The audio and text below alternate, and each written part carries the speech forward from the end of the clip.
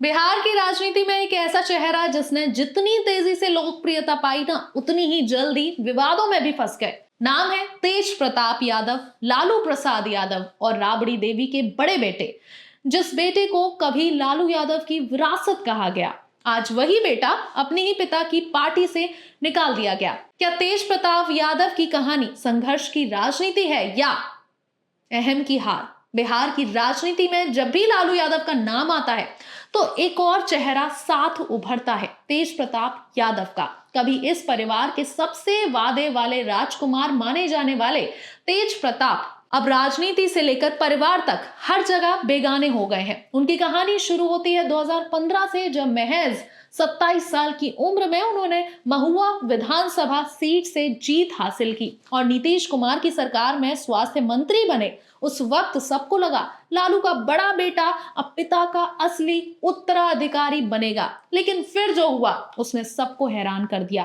तेज प्रताप के मंत्री कार्यकाल से ज्यादा चर्चा उनके बयानों और हरकतों की रही। कभी कहते हैं मैं कृष्ण हूं, तेजस्वी मेरा अर्जुन। कभी मंत्रियों को ज्योतिषियों से सलाह लेकर फाइल साइन करने का आदेश देते हैं। कभी अपने सरकारी बंगले में गाय रखवाते और कहते ये मेरा शुभ संकेत है। लोगों ने कहा शुरू कर दिया, राजनीति कम नाटक ज्यादा। फिर 2018 आया और उनकी जिंदगी ने नया मोड़ ले लिया। बिहार के पूर्व मुख्यमंत्री दारोगा प्रसाद राय की पोती ऐश्वर्या राय से शादी हुई, पर कुछ ही महीनों में रिश्ता टूट गया, डाइवोर्स हो गया और ऐश्वर्या ने आरोप लगाए घरेलू हिंसा, नशे की लत और अजीबोगरीब व्यवहार।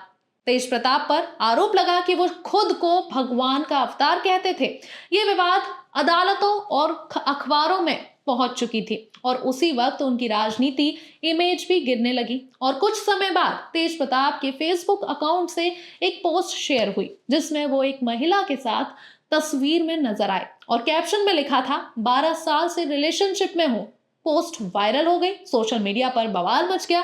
आरजेडी के नेताओं ने इसे अनुशासनहीनता बताया तो कुछ ने कहा ये पार्टी की छवि को नुकसान पहुंचा रहा है।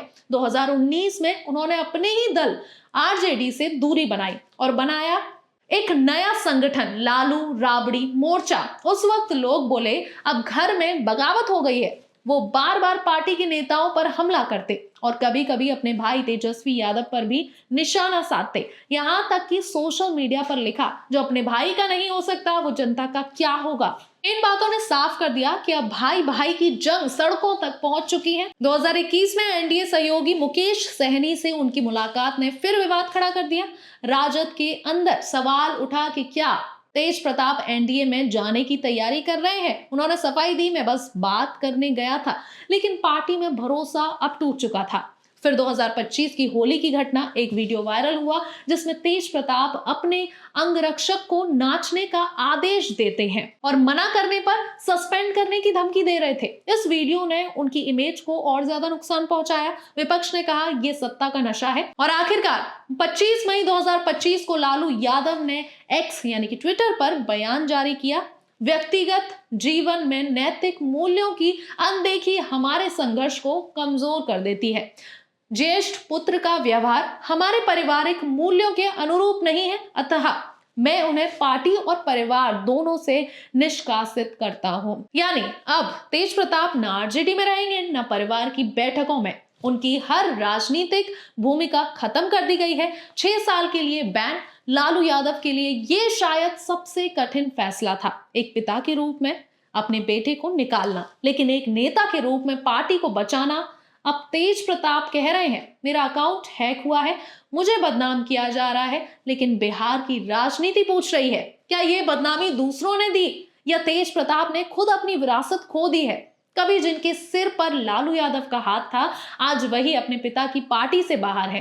कभी जिन्हें छोटा लालू कहा जाता था, आज वही बागी बेटा कहलाता है। अब सवाल सिर्फ इतना नहीं है कि तेज प्रताप की गलती क्या थी, बल्कि ये भी कि क्या वो कभी अपने पिता और भाई दोनों का भरोसा दोबारा जीत पाएंगे। एक इंटरव्यू में उनसे ये भी सवाल किया गया था कि क्या आप अपने पिताजी से बात करते हैं या आप अपने पिताजी के पास वापस जाएंगे, तो उन्होंने साफ कहा कि अब जब मैं कुछ बन जाऊंगा ना तभी मिलूंगा। और ये इंटरव्यू भी काफी ज्यादा वायरल होने लगा। और इसके अलावा तेजस्वी यादव अब राजद के एकमात्र वारिस बन चुके हैं, क्योंकि बिहार में कहा जाता है यहाँ राजनीति में परिवार से बड़ा कोई दुश्मन नहीं होता और जब घर टूटता है तो जनता उसे देखती नहीं, याद रखती है।